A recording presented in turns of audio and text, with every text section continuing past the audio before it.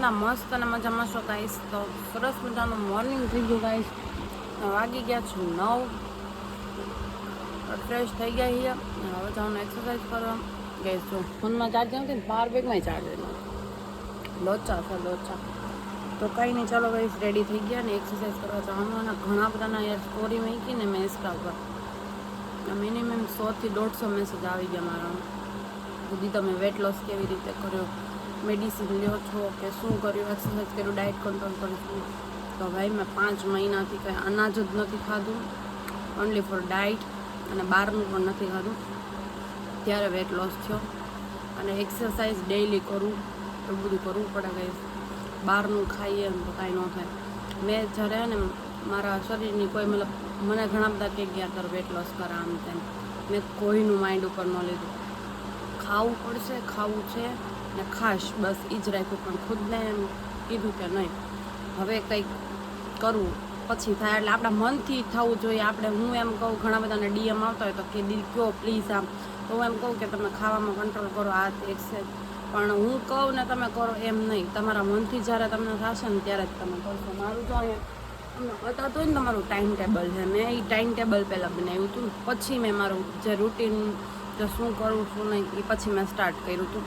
અને મેં જીમ પણ જોઈન્ટ કર્યું હતું. ઘણા મને કહેતા ત્યારે મેં જીમ જોઈન્ટ કર્યું હતું, પણ એમાંય કાંઈ ન થયું.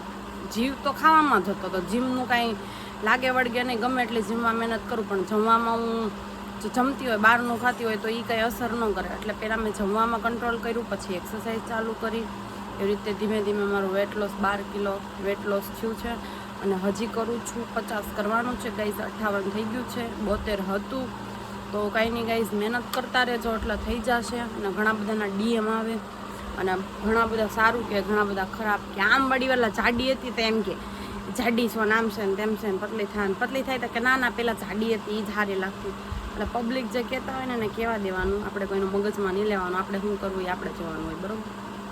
તો ચાલો ગાઈઝ, કન્ટિન્યુ રો બ્લોગમાં આપણે જઈએ એક્સરસાઇઝ કરવા. અહીંયા તો આપણે જગ્યા ઓછી છે એટલે અહીંયા ન કરું, માસીના ઘરે કરું. અને ઘરે મહેનત કરવાથી બધું થાય ગાઈઝ, એ જોઈ લીધું મેં. જીમ કરો કે ઘરે મહેનત કરો, આપણે કરવું હોય ને તો આપણે ગમે એવા કરીએ કે. તો ચાલો ગાઈઝ, કન્ટિન્યુ રો બ્લોગમાં આપણે જઈએ. ફાઇનલી ગાઈઝ જો એક્સરસાઇઝ તો કરી હતી, પણ અહીંયા મારે છે ને ડેકોરેટ કરવાનું હતું. હવે કોમલબેન ને બોયઝ છે ને, બેબી બોય આવ્યો છે એટલે જો વેલકમ માટે અમે તૈયારી કરી નાખી છે. હવે ફુગા ને એવું કરીને પછી કરવું. હા, એ ઉતારી લીધો.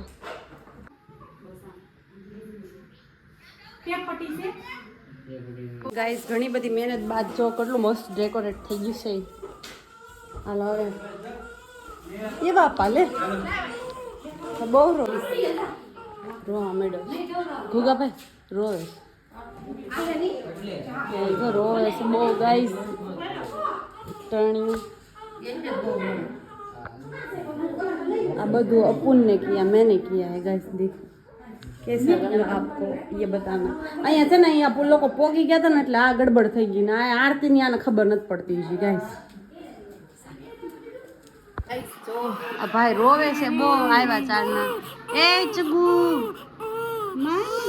હા લઈ જો. પણ આ જો એને બા એના નાની માં હો. પણ આઈ રોવે બે ના. જો કેટલી મહેનત કરી હતી, ઘડીક ની વારમાં બધું ફેલ. કેમ છે કોમલબેન, સારું છે ને તમે? તો ચાલો ગાઈઝ, હવે બધું થઈ ગયું. હવે આપણે ભાગીએ. આપણે એક્સરસાઇઝ બધું બાકી છે. કાજુ ભાઈ ખાશું ને તમે કેવા વડે બકાલો નથી ભરતા. ચાલો ગાઈઝ, તો હવે આપણે નીકળીએ. લઈ રોડ ઉપર આવી ગયા. એ ક્યાં જા? હા ક્યાં જા? હા જો મોસમ કેવું મસ્ત છે, થોડું સવાય. વરસાદ આવશે એટલે નતું ચાલો ગાઈસ, આજે બપોર દિવસનું મોસમ જો એકદમ. હમણાં વરસાદ આવશે પણ આવતો નથી. મામીની છે ને ગાડી અહીંયા હતી ગાઈસ, દેવાની હતી. Welcome to my blogs. क्या कर रहे हो बहन जी? ડોડા બાપુ છું. અરે રાવણ ડોડા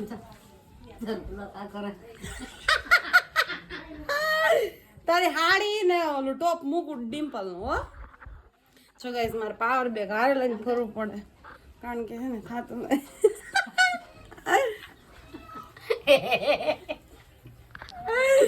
मैं समझ गई सब कुछ. चलो गाइस तो कंटिन्यू प्रोग्राम में. કેવો વરસાદ છે તમારા ગામમાં?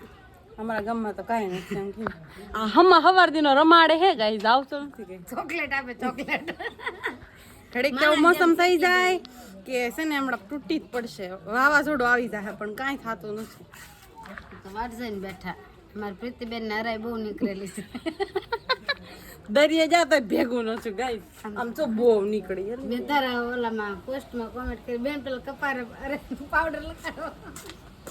તો કાંઈ નહીં ગાઈસ જો વરસાદનું મોસમ છે ને કોઈ બહાર નહોતો બેઠો એટલે અહીંયા વી સુજલને ફેર જતા અહીંથી આઘરવું પડે ગાઈસ. હસી ફોન જો ગાઈસ મને જો હળાઈ નીકળી આનો કંઈ ઈલાજ હોય ને તો મને કોમેન્ટમાં કહેજો.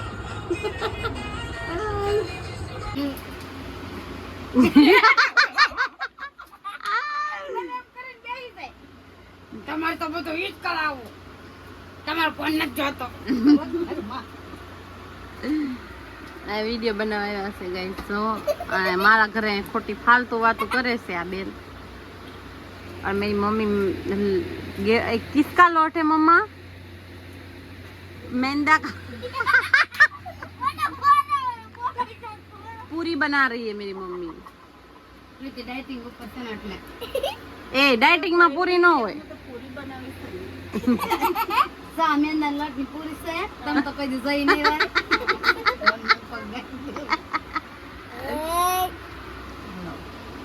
ફાઇનલી છે ને ચેવડો તૈયાર થઈ ગયો. મમ્મી આમાં હું નાખ્યું? દાણા સેવ પછી પૌવા મમરા ગરમી થઈ ગઈ ગાઈસ બહુ રાંધવા આવે પણ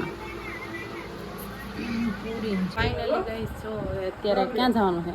દિલ્હી જવાનું છે માંડવામાં ડાકડમનું પ્રોગ્રામ. ચાલો કાંઈ નહીં ગાઈસ રેડી થઈ ગયા રેડી થઈ જાય પછી નીકળી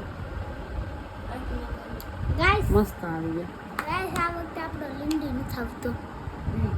એને બતાવી મને પછી તારો પડી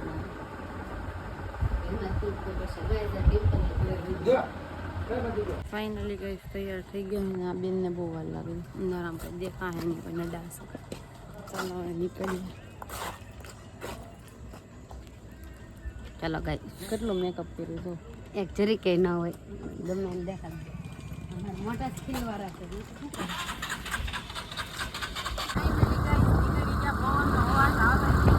ખબર નહીં મને અવાજ આવતો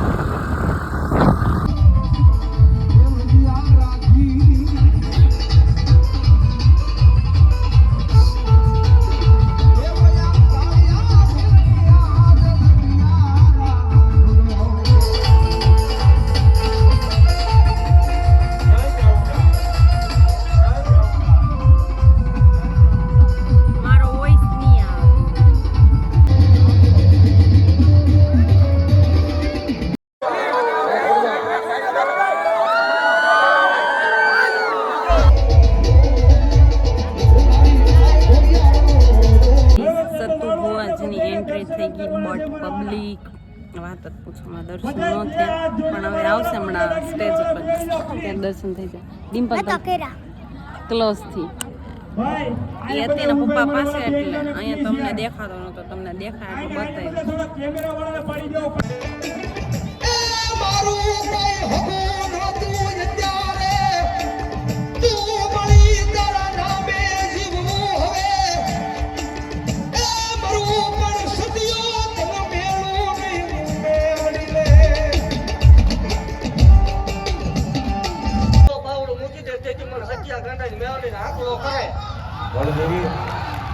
આ ધરતી હોય છોડમાં ઉગે નક ન ઉગે ભલામણા તો વગર કોથળી દઉં નહીં મને માવો ને ખોટ લાગે. ફાઇનલી ગાઈસ જો અમે વાંથી નીકળી ગયા અને બહુ મજા આવી અને અહીંયાથી તો લાઈવ જોવે જ છે પાલવાથી અને બહુ ગમ્યું છે. હા બાકી જો અત્યારે સુનસાન રોડ છે જઈ ગયા કરે તમને બ્લોગ અહીંયા જ એન્ડ કરી દઈએ ગાઈસ.